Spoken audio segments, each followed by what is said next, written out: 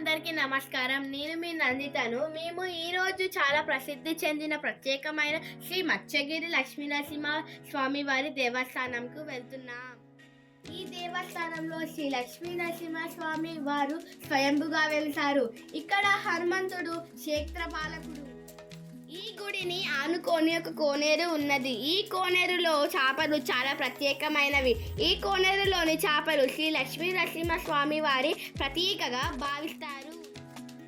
ఈ గుడిలోని లక్ష్మీ నరసింహ స్వామిని కోరికను కోరితే అది నెరవేరుతుందని ప్రజలు భావిస్తారు. ఇక్కడ వసతి సౌకర్యాలు కూడా ఉన్నాయి. ఈ గుడిలో చాలా ప్రశాంతంగా ఉంటుంది. హైదరాబాద్ నుండి వరంగల్ వెళ్లే దారిలో, భువనగిరి టౌన్ నుంచి చిట్యాలకు వెళ్లే దారిలో, రామన్నపేట దగ్గర నుంచి కొద్ది దూరంలో ఈ గుడి ఉంటుంది.